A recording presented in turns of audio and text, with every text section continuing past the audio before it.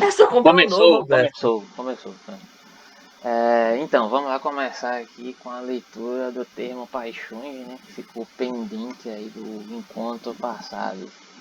Não precisa também ficar engessado também não, tá ligado? Mas enfim, um dos termos que a gente ficou de rever aqui, porque levantou algumas dúvidas e foi elencado lá no texto do indivíduo lá, que eu me esqueço o nome dele, do autor que está fazendo essa elaboração acerca de filosofia da mente em Descartes, de uma pressuposta filosofia da mente em Descartes, foi paixões, e agora eu vou fazer a leitura aqui. Paixões. Ao analisar as funções da alma ou do eu pensante, Descartes estabelece uma distinção entre suas ações e suas paixões. Designo como suas ações todas as nossas volições, pois sentimentos que vêm diretamente de nossa alma e parecem depender somente dela. Por outro lado, em um sentido geral, podem ser ditas paixões, as várias percepções ou espécies de conhecimento presentes em nós, pois, a miúde, não é nossa alma que as faz ser como são, e a alma sempre as recebe das coisas que são por elas representadas. Assim, se vocês não estiverem entendendo, porque às vezes fica muito embolado aqui a colocação, né? Aí vocês podem interromper aí que eu repito, tá ligado? Ok. As paixões, no sentido geral de percepções, podem então dividir-se. Algumas, como a apreensão de um objeto intelectual, são formadas a despeito de sua natureza passiva ou receptiva, diretamente pela alma, quando voltamos nossa atenção ao objeto em questão. Outras são mais verdadeiramente paixões no sentido etimológico estrito de coisas que aconteceram à alma, sendo causadas pelo corpo, sem qualquer envolvimento da vontade. O Alberto, então, só comentando, então aqui paixão tem o sentido que a gente normalmente dá, né? Coisas que acontecem à alma, mas tem também o sentido de esse sentido de recepção aqui que ele dá, que é o que a gente geralmente chama de a percepção, aquilo que vem dos órgãos dos sentidos. É isso ou eu entendi errado? Eu também estou pensando que é por aí, só que o que me levanta uma dúvida aqui é até que ponto essas duas questões elas também não podem se confundir, né? Porque se a paixão, se num segundo sentido, né? Pelo menos o que ele elencou aqui, só que tem um texto pela frente, né? Isso aí pode ser que ele esclareça lá na frente, mas enfim, ela pode ser entendida como algo que acontece à alma, e o primeiro sentido é um tipo de percepção, até que ponto, e se algo que acontece à alma também não é um tipo de percepção, né? O que é que diferenciaria esses dois tipos de paixões, né? Do modo mais.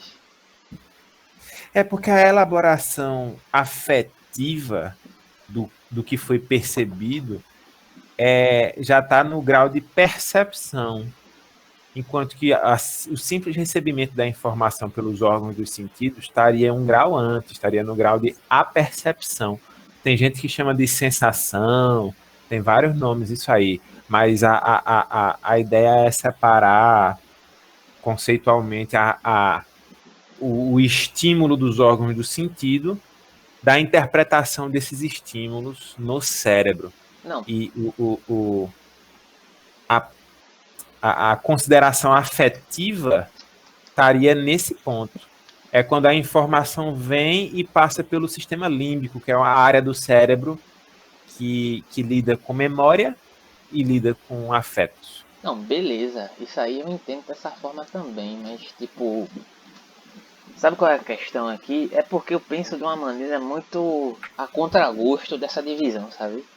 Porque até que ponto isso pode ser realmente separado, sabe? É porque eu penso no sentido contrário do que Descartes quer pensar, desse sentido dualista, desse sentido compartimentado, sabe? Aí isso parece para mim um pouco estranho, porque eu tenho um modo de pensar inverso ao que Descartes pensa. Pelo menos nessas compartimentações que ele faz, entende? Não, eu também, eu concordo com você. Eu também tenho essa dificuldade com Descartes.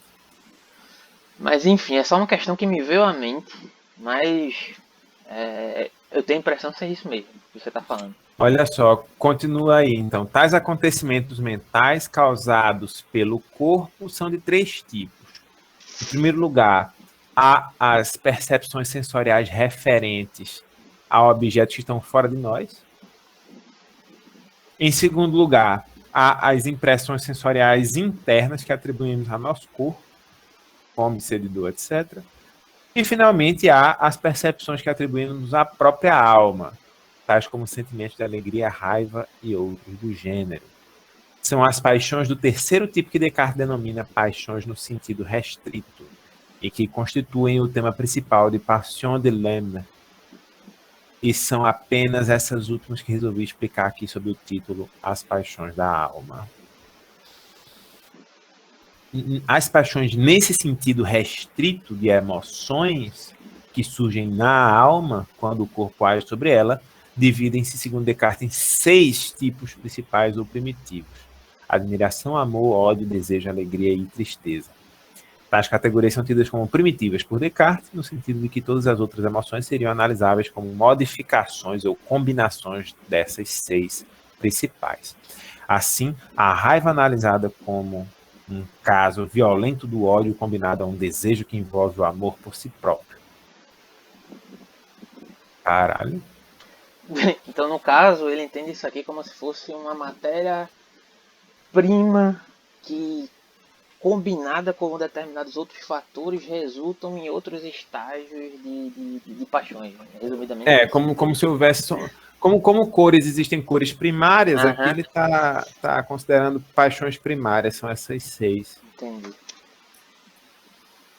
Então, a gente basicamente ficou na mesma, porque toda vez que a gente lê paixões em Descartes, a gente vai ficar sem saber se trata das paixões como a percepções, ou se trata de paixões em sentido estrito.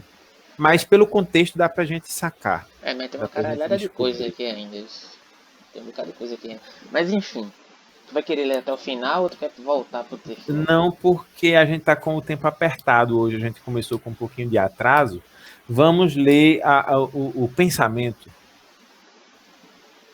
Cadê? Tem um verbete pensamento aí, não? Tem.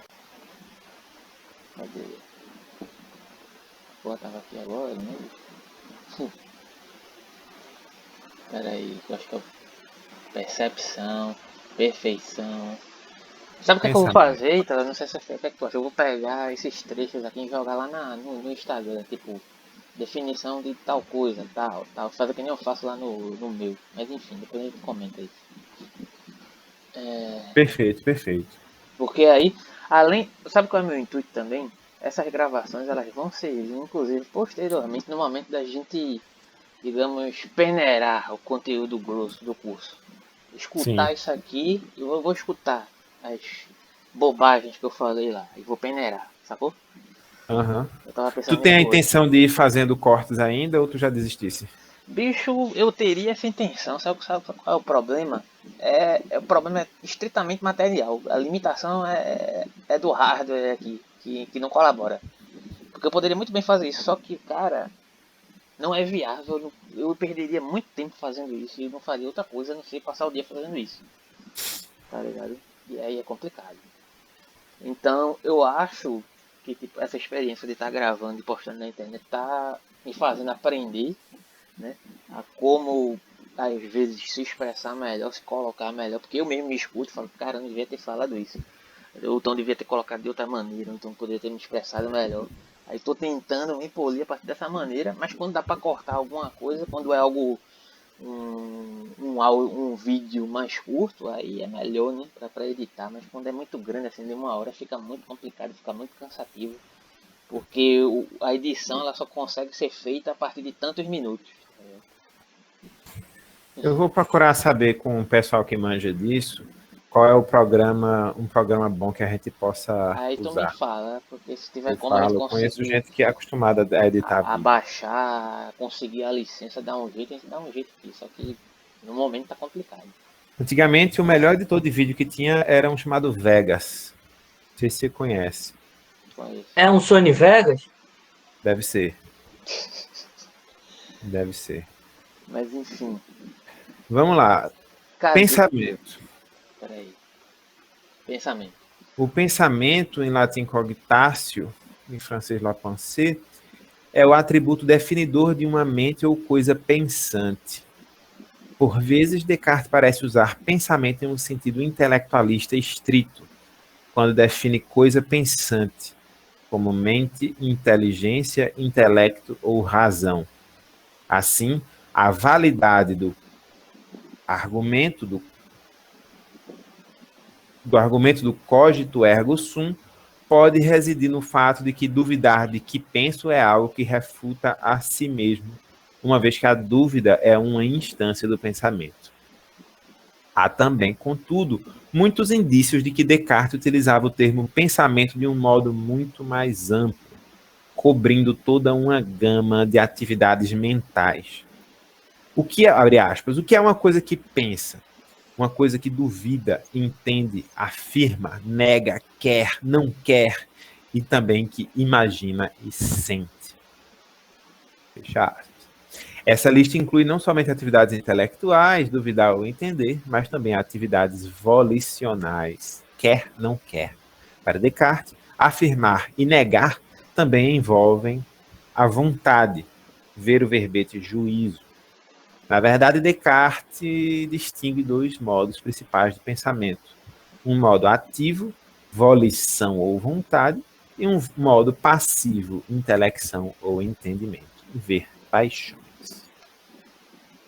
Finalmente, a imaginação e a sensação são também classificadas como modos de pensamento, se bem que um tipo especial, uma vez que envolvem a ocorrência de atividade física, bem como de atividade mental. Olha só, a gente leu esse verbete na última, não foi? No nosso último encontro, e ficamos de ver o verbete paixões por conta disso. Eu não vi nada no verbete de paixões que Eu acho que complementasse foi muito isso juízo, aqui. cara. É por isso que eu tava dizendo aqui que não era pensamento. Eu acho que era juízo. Agora que eu me Juízo, lembrei. né? Ah, eu não sei. Vamos Eu ver. não estou ainda satisfeito com essas Nem definições. eu. Mas vamos ver. É, também não tô, mas. Essas definições podem nos confundir posteriormente, mas a gente fica atento. Eu acho que o dicionário tem sua limitação também. Vamos ficar atentos para não confundir os termos, porque no último encontro eu tenho a impressão que eu confundi muito. Eu compreendi o pensamento de Descartes como uma relação entre pensamento conceitual e realidade, né? Algo como, se eu penso que é assim, então a coisa é assim. Não, mas aí qual é a questão que é colocada lá no livro, né, que a gente está utilizando como base do comentador acerca da filosofia da mente? Ele fala de uma questão epistemológica e ontológica. Não é necessariamente uma questão de uma percepção de que eu penso que é assim, que seja desse modo, como se fosse algo próximo aquilo que é vendido como tipo essa física quântica charlatanista, né? Se você pensa aquilo que você atrai o que você pensa. Não é isso, mas é uma questão de uma diferenciação, né? Que pelo menos é elencado pelo comentador, e se você quiser discordar do comentador, você vai lá e discorda dele, que eu só estou repetindo o que ele escreveu lá, né? Que parece que há uma confusão ontológica e uma confusão epistemológica em Descartes a partir do momento que ele considera o eu penso como algo dado. Inclusive, e aí eu já vou pegar pesado aqui, vou trazer Heidegger para discussão, porque eu estava lendo um livro de Heidegger acerca disso, que ele traz um comparativo de Descartes a partir, comparando Descartes inclusive a Parmênides.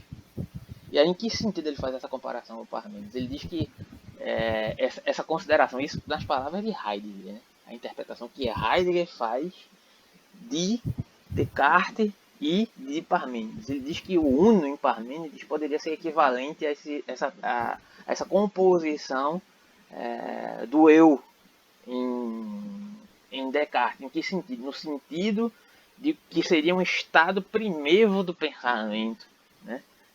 Que é dado, né? Que é o que não pode ser negado. Isso em Parmênides. Que é o ser, que é o uno, que é o que na terminologia da palavra, utilizando lá que Heidegger vai buscar do grego, né? Que Heidegger também não brinca em serviço. Ele diz que na terminologia da palavra, em grego, que eu não sei elencar como é que se pronuncia a palavra em grego, mas se quiser eu coloco aí depois a referência, né? Coloca. Referencia-se como universal. E esse universal está remetido a essa noção de uno, e que nesse comparativo Heidegger compara com essa questão do eu penso, né? que seria um estado primeiro, algo dado, do qual você poderia lançar mão de outras determinadas concepções. E Heidegger faz essa comparação, eu achei interessante, né? Apesar de você poder discordar de Heidegger, esse é um ponto de vista particular que Heidegger manipula, entre aspas, digamos assim, para suas pretensões, mas eu acho interessante para você dinamizar um pouco essa interpretação a partir do que Descartes estava querendo colocar. Né? Não se trata apenas de que Descartes pressupunha que a realidade seria dessa maneira, mas sim como é colocado pelo autor desse artigo do livro, ele pressupõe que seria um equívoco entre uma contraposição epistemológica e ontológica. Mas enfim. Certo. A diferença seria, então, que Parmênides não faz uma epistemologia a partir disso. Né? Porque ele parte do pressuposto que as aparências enganam e tal.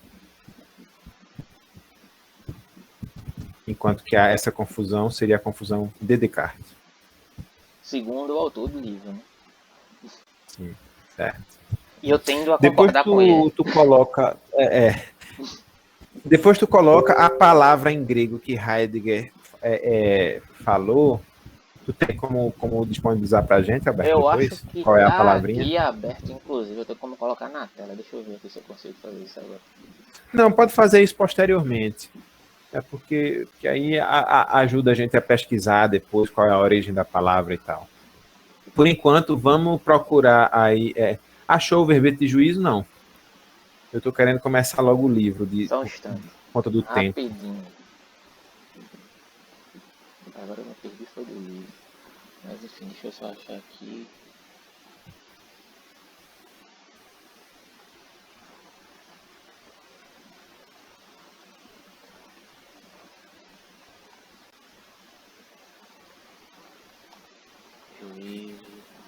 Enquanto tu vai procurando aí, Alberto, me tira uma dúvida. Essa correlação entre pensamento conceitual e realidade, eu ainda estou um pouco preso nisso. Alguns conceitos, geralmente os conceitos humanos, basta que a gente pense neles de forma conceitual e eles aparecem no mundo. Como, por exemplo, os conceitos jurídicos. Os conceitos jurídicos são assim. Mas o que está em jogo aqui não é isso, né? Pelo que eu entendi, o que está em jogo aqui é a mistura, a mistura de uma ontologia com a epistemologia. As possibilidades epistemológicas do homem sendo resultado de uma ontologia que está ali pressuposta, não teria uma base sólida. Pronto, vê só. Como é que esses dois temas se correlacionam? Como é que esses dois temas se ligam? Vamos inverter a questão. Descartes diz, penso, logo existo. Nietzsche diz, existo, logo penso. O que é que implica essa inversão que Nietzsche faz? É uma crítica que Nietzsche faz à constituição epistemológica ou à pretensão epistemológica que perpassa não só a ciência, o pensamento científico que vai partir de Descartes, né, em certo sentido, mas tudo aquilo que é composto por uma determinada estrutura comum de construção, de reflexão, de interpretação acerca do mundo. Né? O que é essa estrutura comum? É uma estrutura que pressupõe uma determinada unidade comum dentre esses pensamentos, seja na religião, seja na moral, seja no direito, como você mencionou, seja na psicologia, como você bem sabe também que existe uma determinada estruturação comum que perpassa até autores inusitados como Freud, que parecem ser tão desconstruídos nesses aspectos e às vezes se traem, né? Como a gente já comentou em outros momentos, se tornam dualistas, né? Que são cartesianos em certo sentido. Né? Então, o que é que implica essa questão? É a composição desse eu. Como é que eu posso pressupor esse eu a partir de uma estruturação epistemológica que se pretende científica, apesar de utilizar esse termo científico pode ser um pouco anacrônico, se tratando de Descartes, mas o pensamento científico se inaugura, de certa forma, de uma maneira mais forte a partir daquele determinado momento. Né? em uma suposição de um comparativo entre uma noção que Descartes pressupõe ser um método epistemológico, um método lógico, né? Porque a epistemologia ela também vem de lógica, de um certo raciocínio lógico de se analisar o mundo, né? Para uma internalização ontológica desse eu.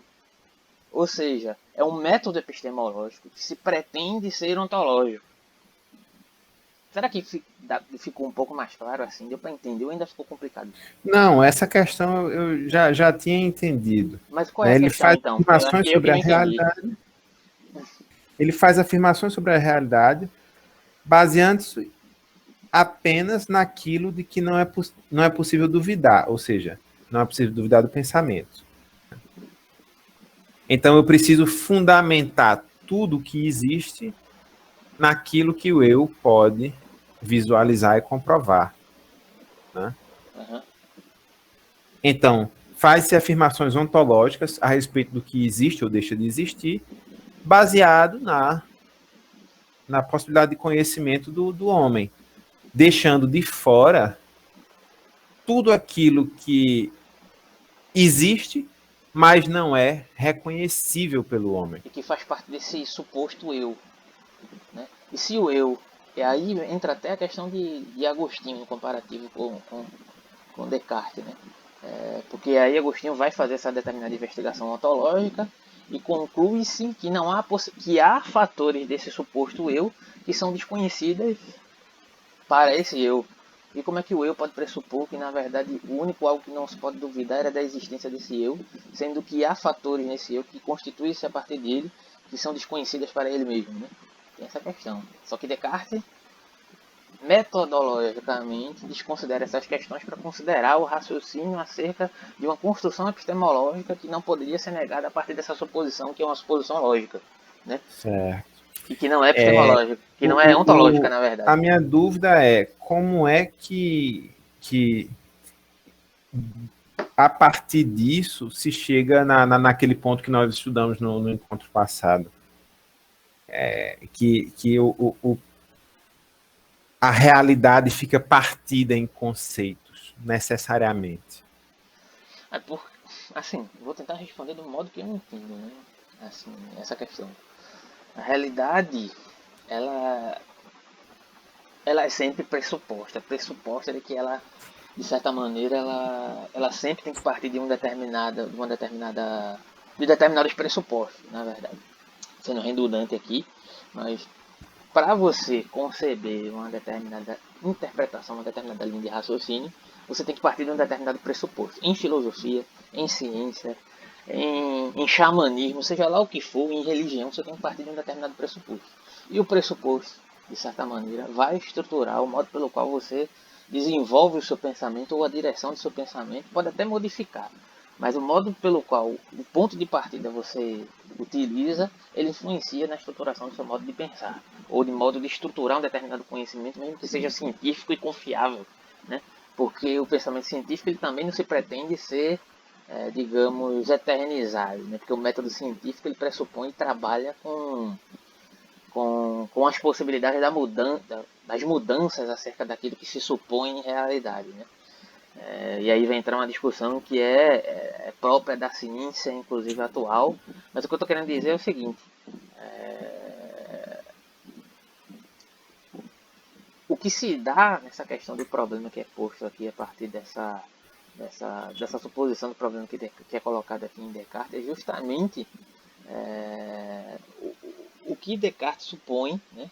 Essa repartição que você falou, né? Que existe uma determinada repartição da realidade a partir dessa noção do eu. É que se parte dessa estruturação do pensamento de Descartes a partir dessa suposição do eu.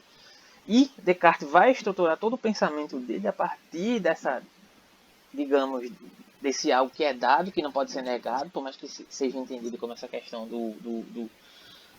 um eu que ainda assim admite determinadas impossibilidades que Descartes vai assumir posteriormente, mas ainda assim o próprio raciocínio dele que vai levar a uma determinada conclusão ontológica que vai se findar ou que vai se chegar a uma concepção final nessa noção de Deus, ela é movida por essa concepção de eu, inclusive os conceitos que ele trabalha dentro dessa linha de raciocínio, né? a partir dessa noção de eu. Então, onde é que isso fica repartido? Fica repartido a partir do momento do pressuposto que ele utiliza, né? E como ele estrutura determinada linha de pensamentos e conceituações a partir dessa noção desse eu penso, desse eu que não pode ser duvidado, né? Que esse eu Não, que... tudo bem. Isso aí tudo bem, Alberto. O que eu estou falando é o seguinte: a gente viu que Descartes usou, no encontro passado, a gente viu que Descartes usou a figura de Deus como uma espécie de garantidor da correlação entre pensamento conceitual e realidade. Então, assim, o autor o comentador nosso afirmou foi o seguinte: já que existe Deus e Deus não nos engana, então a realidade acontece segundo o nosso pensamento, da mesma forma que acontece o nosso pensamento. Se nós conseguimos pensar a mente separada do corpo, isso significa que ontologicamente a mente é diferente do corpo na realidade, né? E aí eu me acabei de criticar essa ideia, mas o que eu quero saber é se eu entendi corretamente essa ideia, se eu não estou criticando algum espantado. Porque eu não sei se eu entendi. Bem, É como Henrique disse, seria ingenuidade de Descartes postular isso, postular que qualquer coisa que a gente imagine existe na realidade. olha, eu acho isso problemático, considerar uma ingenuidade de interpretação, porque na verdade, sabe qual é o problema? É que a gente tem o costume de pensar anacronicamente. É pensar com a cabeça de Sim. hoje e analisar Descartes como se Descartes estivesse em 2021, sabe? Lógico que Descartes não era Então, tu ingênuo, acha que na lógico. época era razoável Não, eu não acho nem isso, dizer? eu acho que é outra questão. Eu acho que o que Descartes está colocando na época dele e como isso se estrutura a partir de Descartes, ele cabe outras discussões na contemporaneidade a partir de Descartes, sabe? Não, mas Descartes não. eu não quero saber da contemporaneidade, eu quero saber o que é que Descartes quer dizer. Sim, mas o que eu estou querendo colocar é justamente isso. Eu acho que ele quer dizer justamente isso que está sendo colocado aqui pelo comentador, sabe? Dessa Hum. forma, lógico que pode ter uma carga interpretativa do comentador, que pode tender para uma crítica maior a Descartes ou não, mas o que está sendo posto por Descartes é por esse caminho, sabe? E eu acho que é ingenuidade considerar que Descartes não pôs isso dessa forma. Na verdade, eu acho que ele pôs mesmo, sabe? Só que também existe o problema de você pressupor, né, que não, Descartes não ia seguir por uma linha. Pronto, um exemplo muito claro disso é uma composição do que Aristóteles considera ser como verdade. O que é ser como verdade, Aristóteles? É simplesmente você pegar uma determinada conceituação e equiparar ela a um fato real. Isso, se você disser isso hoje em dia para qualquer pessoa, ela vai dizer que você é um idiota. Isso é uma idiotice completa. Né? Porque você já está tão acostumado a escutar aquilo sempre, que pegar um conceito e comparar com a realidade é uma estruturação de ser como verdade. O cara tá chovendo no molhado, né? Mas a época de Descartes era uma descoberta tremenda, uma descoberta lógica, um salto lógico. Eu acho que tem um problema aqui e você está considerando, de certa forma, é por isso que eu falei de contemporaneidade, né? Uma Uhum. ingenuidade que não existia à época e uma ingenuidade de você achar que pressupor o que Descartes raciocinou, a época que ele raciocinou, seria considerar que Descartes foi ingênuo. E eu não vejo dessa forma, sabe? Eu acho que Sim, eram os instrumentos que ele tinha, que né, tinha o na modo do época. raciocínio que ele constituiu e que não, e, em certo sentido, não é descartável.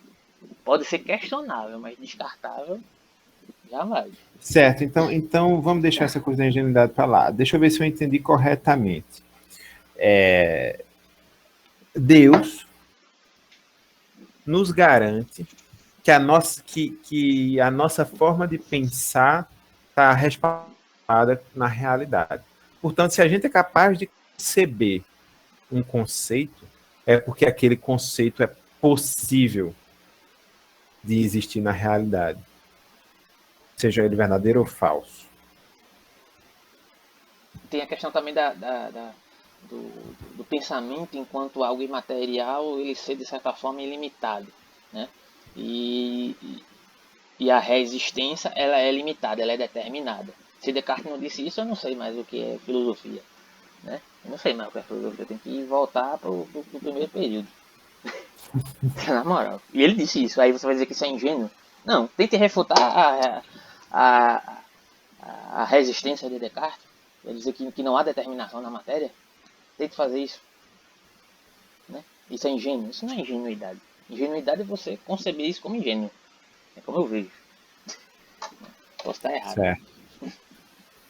Não, certo, tudo bem. Tudo bem. Era só tô rememorando as últimas cenas do encontro passado.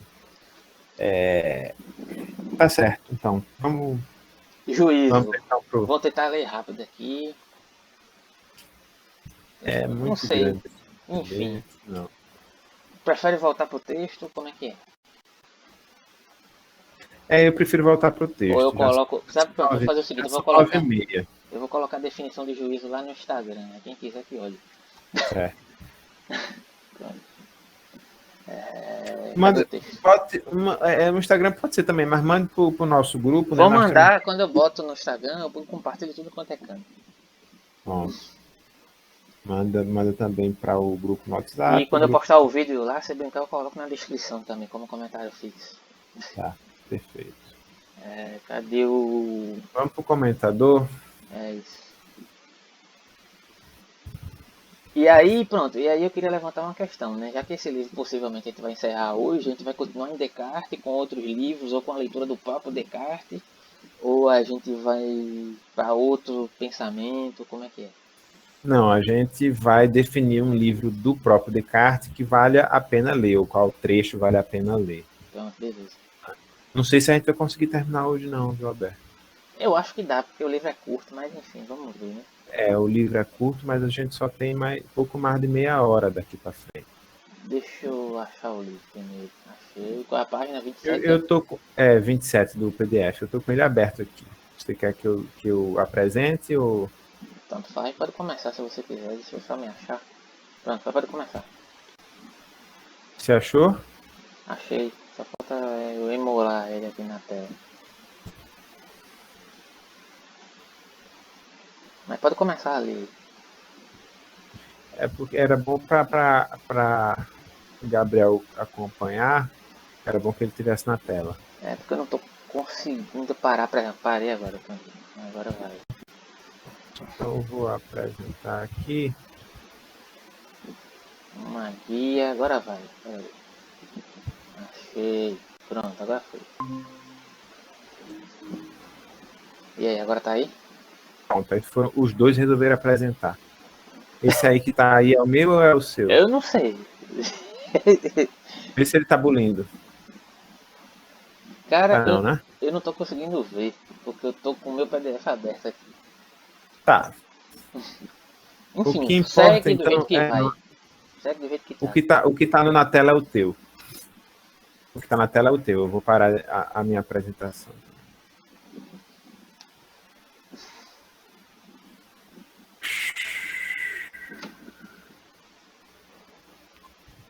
Pronto. O que tá na tela agora é só o seu, tá? O título é o seguinte: A Indivisibilidade da Consciência. Descartes tem ainda uma carta na manga para defender a distinção entre mente e corpo. Ao final da sexta meditação, ele faz a seguinte observação, abre aspas: existe uma grande diferença entre a mente e o corpo, dado que o corpo é sempre, por sua própria natureza, divisível, enquanto a mente é absolutamente indivisível. Pois, quando considero a mente ou a mim mesmo, enquanto seja apenas uma coisa pensante, sou incapaz de distinguir quaisquer partes de mim mesmo. Entendo-me como algo simples e completo.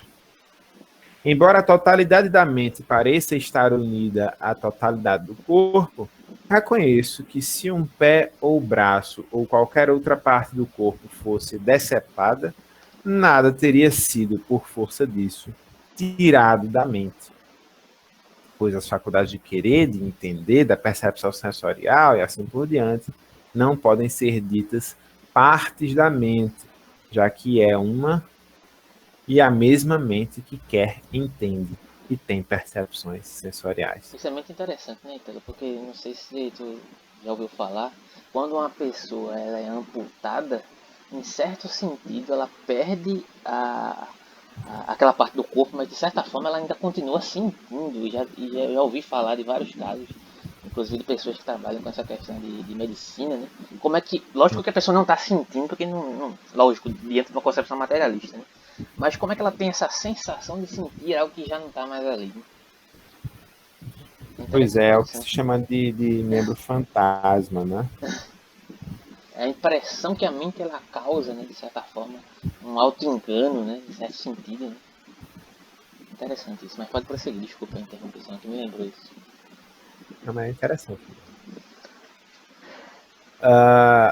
Em contraste com isso, não existe coisa corpórea ou extensa que eu possa imaginar que, em meu pensamento, não possa facilmente dividir em partes. E é justamente esse fato que me faz entender que tal coisa é divisível.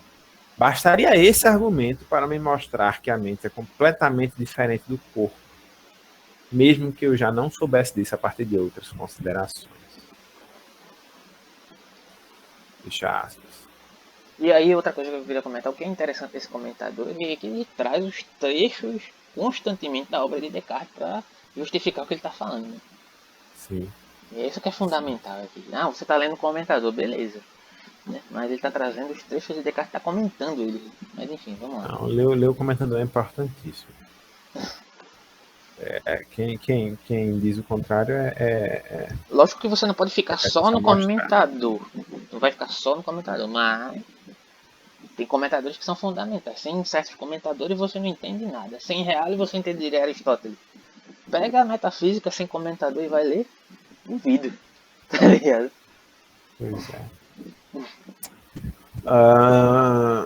E aí o comentador diz assim: algo disso parece bastante inepto, como quando Descartes fala que a remoção de um pé ou de um braço nada tira da mente, ao que seus oponentes modernos imediatamente retorquiriam. E quanto à remoção do cérebro e do sistema nervoso? Outros críticos recentes têm posto em dúvida a alegada indivisibilidade da mente, ao apontar que a pesquisa contemporânea tem mostrado que a alegada unidade da consciência pode ser uma ilusão, sendo nosso ser mental funcionante, na realidade, uma amálgama desconfortável de uma série de subsistemas semi-autônomos e com frequência pouco cooperativos. Isso é um golpe quanto mais em Descartes, só que na época dele não se mensurava essa questão, essa possibilidade, inclusive, né? Provavelmente ele está falando aqui dos freudianos, dos psicanalistas, né? Sim, da psicologia cognitiva e etc. E aí o comentador diz assim: mas talvez o aspecto mais questionável do argumento de Descartes é que ele parece já estar tacitamente reificando a mente, assumindo que ela é uma entidade ou substância por direito próprio. Se, em lugar disso, a mente for o nome de uma série de funções ou atributos e não uma substância, então o fato de que não podemos dividir e pesar essas funções da mesma maneira que dividimos e pesamos proporções do cérebro é, no fim das contas, fora de propósito. Não podemos dividir, medir e pesar a função de correção ortográfica de um editor de texto, como podemos dividir, medir e pesar o hardware. Mas, apesar de tudo isso, a função de edição de texto não pode operar a não ser em virtude das propriedades de um sistema físico. Os argumentos de Descartes, falhos como possam ser, são bem-sucedidos ao sublinharem um fato importante acerca dos fenômenos mentais. A linguagem quantitativa da física, envolvendo termos como tamanho, figura, extensão, movimento, etc., parece completamente inadequada para descrever a dimensão interna de nossa vida mental. E é essa dimensão subjetiva que faz com que muitos filósofos modernos retenham o que poderia ser chamado uma queda quase cartesiana, mesmo que tenham pouca afinidade com a noção de substâncias espirituais independentes. Não importa o quão completa venha a ser a nossa ciência física, será ela algum dia capaz de englobar o que quer dizer cheirar, como grama recém-cortada, ou ter gosto de framboesa, ou ouvir a gaita de foles? Tais impressões qualitativas e subjetivas, ou qualia, no jargão atual, são sentidas por muitos como destinadas a eternamente se esquivar, mesmo das garras mais das garras da mais avançada física que pudermos imaginar. É interessante que exemplos desses qualia, supostamente recalcitrantes, são em geral tirados não do domínio do pensamento puro. Por exemplo, o pensamento de que 2 mais 2 são 4 parece relativamente abstrato e incolor do ponto de vista do sujeito da experiência, né? Mas foram retirados do mundo caloroso da sensação e emoções humanas. E é para o tratamento que Descartes dispensou a essa dimensão caracteristicamente humana de nossa vida mental que agora devemos nos voltar. Título 3. O verdadeiro ser humano. A refutação do angelismo por Descartes. Antes de começar esse ponto, Alberto, a gente precisaria fazer alguma consideração sobre esse anterior? Cara, eu acho que ele meio que responde a questão que tu colocasse ali anteriormente de qual seria o problema do raciocínio de Descartes, não pressupondo a ingenuidade de Descartes, vou bater nessa tecla agora porque eu cismei, mas pressupondo um erro de raciocínio que, de certa maneira, e existe muito, e vou voltar nessa questão sempre, cara, existe muita pretensão na filosofia de se querer uma pressuposta exatidão de raciocínio que é inabarcável, né? Quantos tentaram, quantos falharam, mas a grandeza de muitos pensadores não está naquilo que eles acertaram, mas está na linha e na estruturação de como pensaram e de como erraram, inclusive, sabe? Acho que tem muito essa cultura filosófica de se criticar aquele que se falhou. Queria eu falhar como Descartes e entrar pra história, sabe? Queria eu falhar como Descartes. Então, ele coloca aqui uma questão, claro, é uma questão muito contemporânea, né? Que até Gerson brincava lá nas aulas que ele dava. Qualquer coisa, hoje em dia está na moda em filosofia, você isso aí é um erro, isso é um problema de linguagem, e pronto, você ganha qualquer discussão. E é como ele coloca aqui, né? Na verdade, o problema está de certa forma, né, na pretensão terminológica de abarcar conceituações que são pressupostas a partir de determinações físicas, concepções mentais. É isso que Descartes, meio que sem querer, coloca quando ele fala da distinção entre corpo e alma, né? Da indivisibilidade da alma e da concepção da determinação do corpo, né? Querendo atingir um outro alvo, ele resvala em outras questões, entre aspas, sem querer, né? Talvez ele também tivesse pensado nessas concepções como consequências, talvez, de outro modo, né? Eu acho que aí é que está, de certa maneira, uma exposição mais clara acerca do que é essa falha, entre aspas, de Descartes, né? Onde ele estava querendo chegar e as consequências que trouxeram o pensamento cartesiano, né? É mais ou menos isso que eu queria expor. Não sei se você tem alguma coisa a comentar sobre isso. Não, eu tô te acompanhando. É esquisito mesmo. E eu sinto que eu não estou nem perto de compreender isso aí que tu falou, essa forma de pensar, essa forma de alocar pressupostos. Eu sinto que eu estou ainda na crítica tola, na crítica,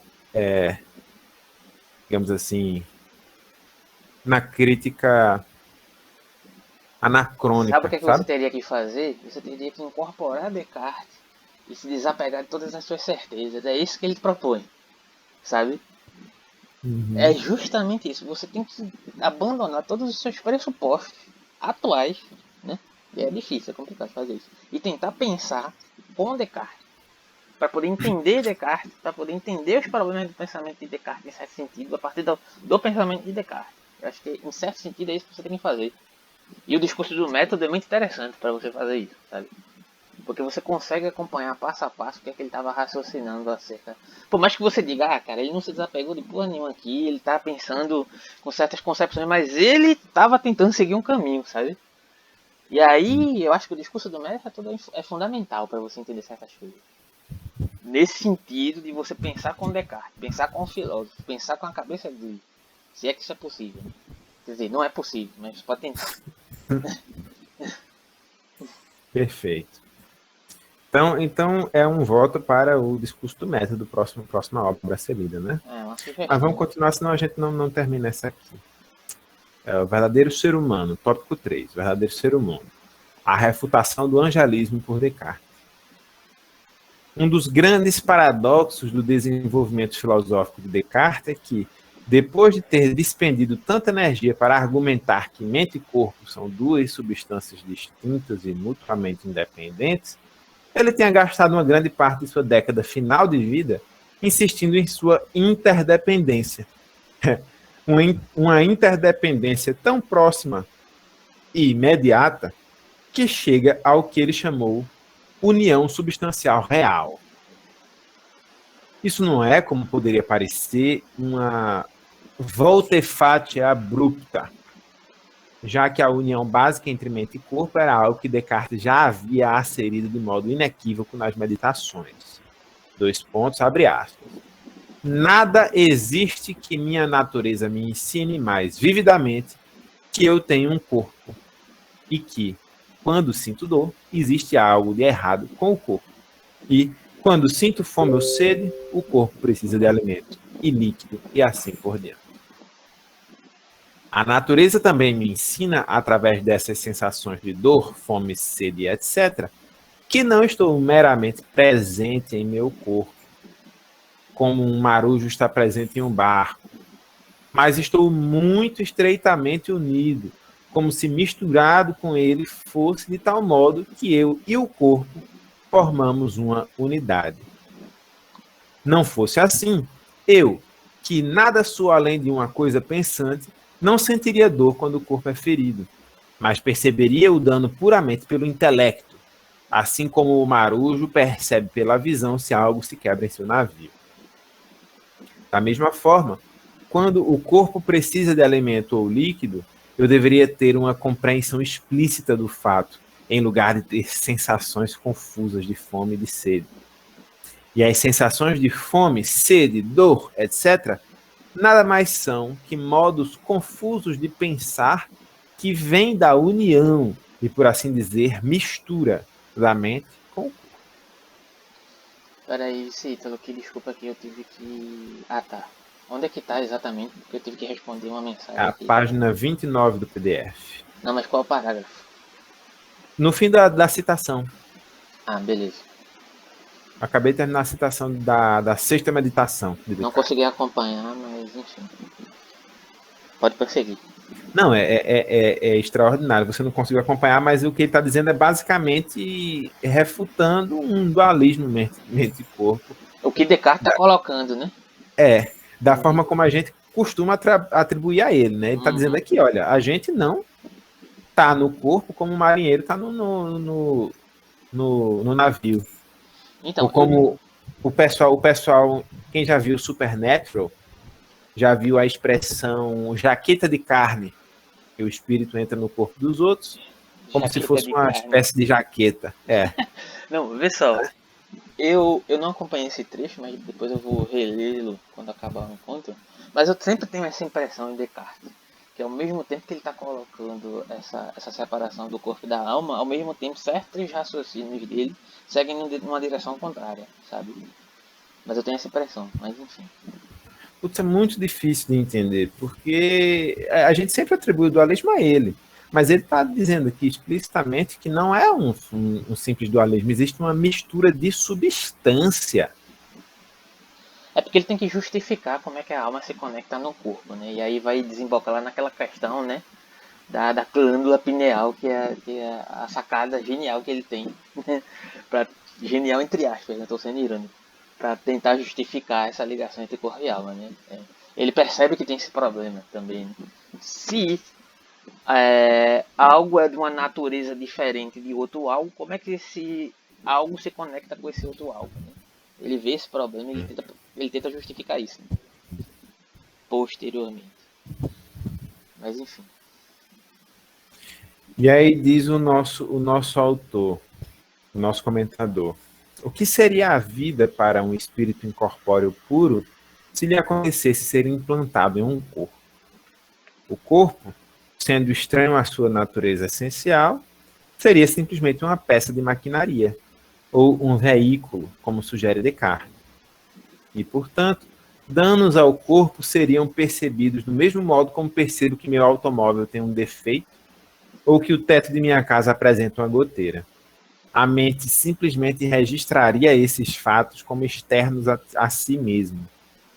Fatos inconvenientes, por certo, mas não direta e imediatamente envolvendo seu ser, como é o caso quando um ser humano sente desconforto físico como resultado de uma doença ou ferimento.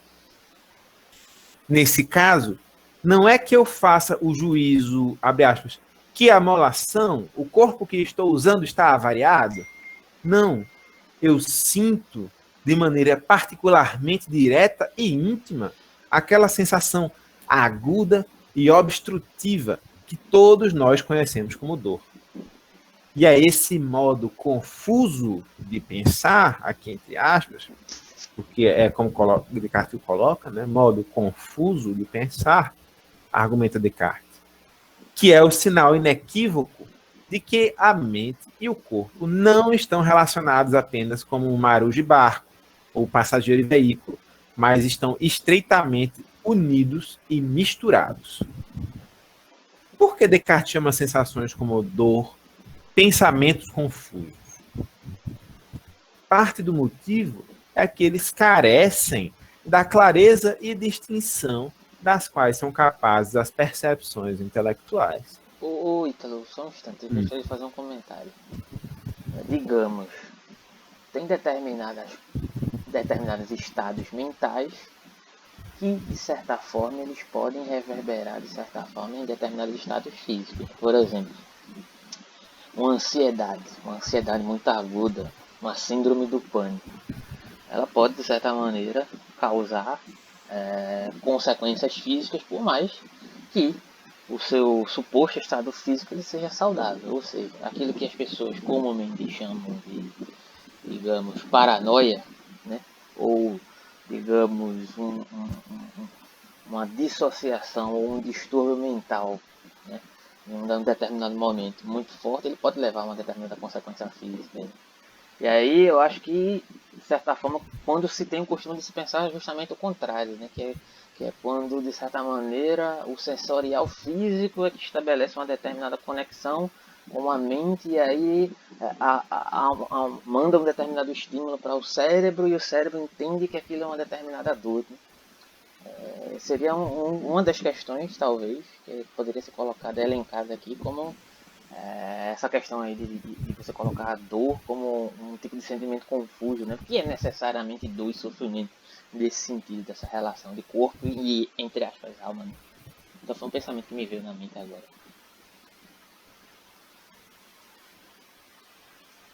Eu teria que pensar.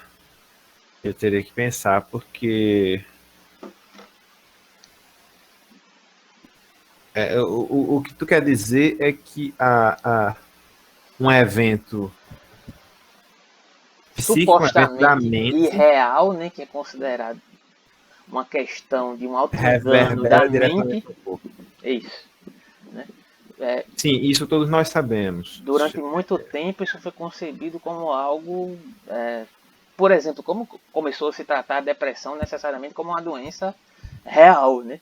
Isso Sim. faz parte do estigma da depressão. Depressão não, veio ser considerada realmente uma doença faz muito pouco tempo, justamente por conta desse fator, né? Que é Sim, algo por que é, causa dos dias. que é um sofrimento da alma, logo não existe, é frescura. Isso de uma forma bizarra de se compreender, mas foi concebido dessa forma. Ainda há quem conceba dessa forma ainda, né? Mas Pois é, o que me confunde é que essa forma aí que você está descrevendo é uma forma de uma tradição influenciada por Descartes. Em que sentido? O sofrimento da alma é um sofrimento que tem que ser tratado pela arte, pela poesia, pela música, pelo teatro, enfim, pela tragédia, enquanto que as verdadeiras dores são as dores físicas. Então, o que é que está pressuposto aí? Um paralelismo. é um Né? problema, O né? médico cuida do corpo, das dores, das doenças, enquanto e a saúde tem a ver com isso, enquanto sofrimento é sofrimento. Então, o sofrimento, se você está sofrendo, você vai a quem? Você vai ao padre, você vai assistir uma tragédia grega ou qualquer coisa que o valha. É esse pensamento de paralelismo que a psicologia se esforçou para derrubar, tanto ampliando o conceito de saúde, quanto introduzindo a noção de que há uma psicossomática, né? E que essa psicossomática, ou seja, uma materialização da dor espiritual ou mental ou psíquica no corpo, ela só pode ser explicada quando se derruba o dualismo. Mente e corpo são a mesma coisa, portanto, um sofrimento psíquico precisa se expressar simbolicamente. E se o simbolismo não aparece na linguagem, ele aparece no corpo. Ele é somatizado. O estômago pode simbolizar um sofrimento tanto quanto os dedos de um pintor ou, né, Uhum. enfim, vocês entenderam a ideia. Tá, isso é o que se pensa hoje.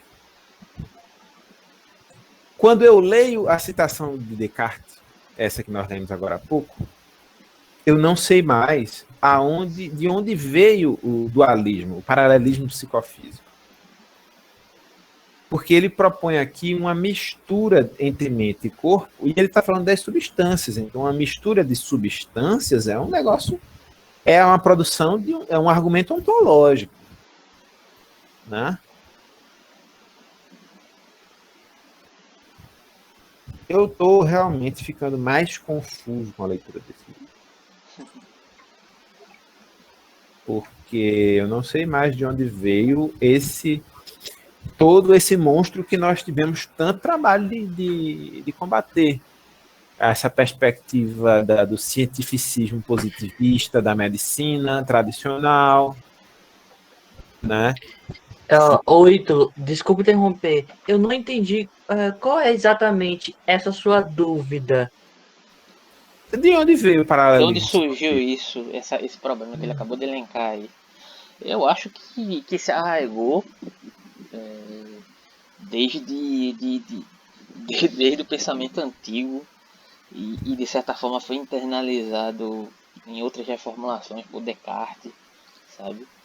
Eu acho que nasce em Platão, em certo Mas, sentido, sim, não, em Platão sim, sabe? E mas aí vai passando de geração em geração de pensamento humano e vai sendo abarcado de diferentes formas, sabe? É toda uma sequência. Passa pela era medieval também, que colabora, você querendo ou não, colabora para isso também, sabe? E aí vem Descartes querendo se livrar do pensamento de medieval, que já incorporou o platonismo, que já incorporou uma série de questões de pressupostos mas não também. está muito claro isso, Alberto, porque o pensamento medieval ele evoluiu lentamente em direção ao dogma da ressurreição dos corpos, ao dogma do homem holístico. Certo, entende? mas é um homem É, holístico que está circunscrito a determinados pressupostos que foram incorporados a partir de Platão e Aristóteles, né? sim, a partir de Platão, sobretudo. Não, e Aristóteles também, porque Aristóteles, de certa forma, foi enxertado, digamos assim. Né? Foi operado e Mas em implantado. Aristóteles você não vê tanto. Quer dizer, existe o conceito de mente e existe o conceito de cor. Não, beleza, eu não estou dizendo que Aristóteles tem essa pretensão, mas quando há apropriação de Aristóteles, isso é feito. É por isso que eu digo enxertado. Né? Pois é, eu não sei se o pensamento antigo sozinho teria a força que teve no cientificismo do século XVIII, sabe? Tem a ver com Descartes. Olha, sabe qual é um livro interessante que trata sobre essa questão? E faz uma análise, tenta fazer pelo menos uma análise dessa grandeza? É um livro de Jung, que trata toda a história da filosofia da contemporaneidade. Sabe? Ele faz essa análise. E Jung era um platonista. Aí você dizer que Platão não chegou até a atualidade, tá aí Não, uma... chegou. Eu não nego que chegou, Se ele não mas chegou... ele chega como pressuposto, um pressuposto indemonstrado, né? Como um pressuposto não sei, não. escondido até. Eu não sei se é indemonstrado. Eu acho que ele tá até dado, mas ele tá velado, né? Por olhos que não Sim, conseguem isso eu quero dizer. enxergar a partir de uma questão de um costume que já foi estabelecido naquela determinada cultura intelectual. É isso que eu quero dizer. É isso que eu quero dizer. Quer dizer, veja o próprio Freud, como ele rompe com isso tantas vezes e ele não consegue enxergar na Peraí. própria teoria dele esse mérito. E termina usando motivos, formatos platônicos, especialmente quando ele fala de ciência.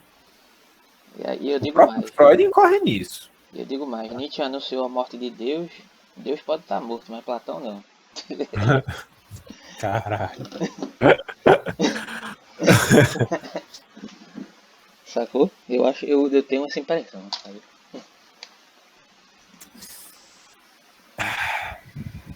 Para mim tá difícil. Eu tenho certeza que Descartes tem a participação nesse paralelismo, porque todas as fontes atribuem a ele isso. Só o raciocínio que ele fez, que o próprio comentador fez aqui, logo antes, da separação mente e corpo, da forma como ele fez um argumento, como ele montou um argumento ontológico a partir do argumento epistemológico, e disse que a mente é uma substância diferente do corpo, tudo isso contribui, sabe?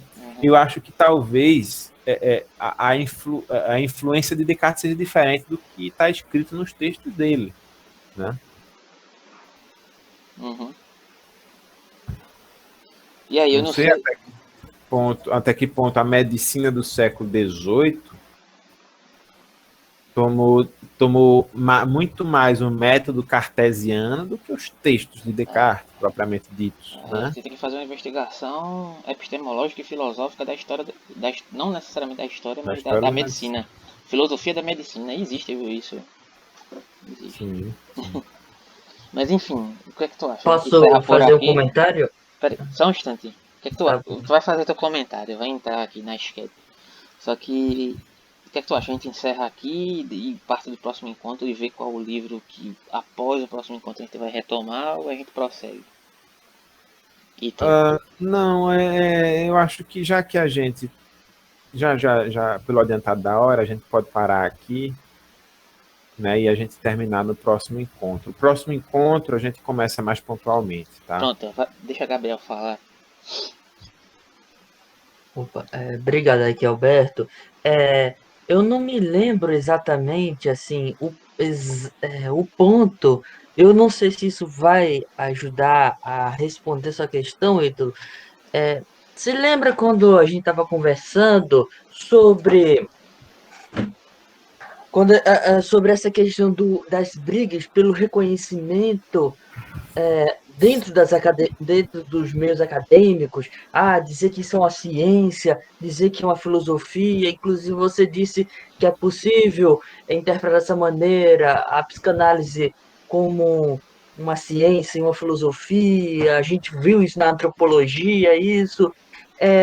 Eu acredito que eu concordo com o Alberto, porque se a gente for analisar essa questão da discussão de uma dualidade, eu não sei, assim, eu fiquei pensando, será que a gente vai precisar fazer uma genealogia para responder essa questão aí, porque não é uma questão fácil. Eu concordo, a gente pegar como base autores como Platão, por exemplo, que ele traz essa dualidade também. Outros vão se aprofundar e trazer novas interpretações. A gente já citou muito Descartes, o próprio Freud, mas o que a gente vai ver é uma mudança muito radical e impactante dentro do meio acadêmico ao longo da história. Isso é mais do que óbvio.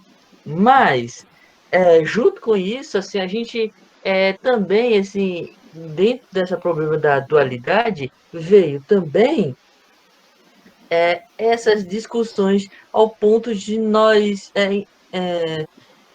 como posso dizer, eu não sei se estamos certo, mas de como podemos usar esses saberes para alcançarmos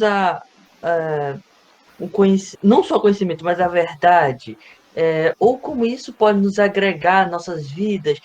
Eu não sei se dá para entender, mas, por exemplo, você mesmo citou, porque tinha alguns assuntos que não tivemos, porque ninguém nunca fez isso. Por exemplo, no caso do Freud, pelo que eu soube, ele foi o primeiro a trazer uma visão. Assim, tem aquela obra, Interpretação dos Sonhos, quer dizer que não era interpretado, os sonhos não era estudado e tal. É, pelo que eu li de artigos a respeito disso, é, não que é levado, não que se trata de levar a sério estudado. Os sonhos, na verdade, eles eram na verdade, algo sendo explorados pela espiritualidade, o campo das as artes, mas ser levado como um estudo científico. Quem trouxe essa visão científica para o nosso meio acadêmico que conhecemos hoje foi o Freud. Então, como eu disse, há esses lados assim, inclusive uma vez eu me lembro, porque algumas coisas que nós não tem um certo reconhecimento, assim, não se é estudado nas universidades, porque há essa briga assim também pela a busca da sua legitimidade científica dentro do campo acadêmico. Um exemplo disso é a questão das pseudociências. A própria Você, psicanálise foi considerada pseudociência durante um bom tempo, né? é, Engraçado isso, né? Essa é a, eu essa não. foi a discussão que nós tivemos, né, Gabriel? E Pronto. sobre a noção de pseudociência, qual é o limite da ciência, o que é ciência e o que não é. E aí o que eu dizia, Alberto, você que não estava nesse dia, só para te contextualizar, o que eu dizia é que isso é um problema terminológico, somente. Sim. Não, Porque o que importa não é se a psicanálise é ou não é ciência, é se ela vai ser levada a sério ou não. O que é ciência depende do conceito de ciência, e nós temos vários. Né? Temos um conceito cartesiano, temos um conceito positivista, temos um conceito definido por Karl Popper. Karl Popper, e temos outros conceitos posteriores a Popper, notadamente o de Russell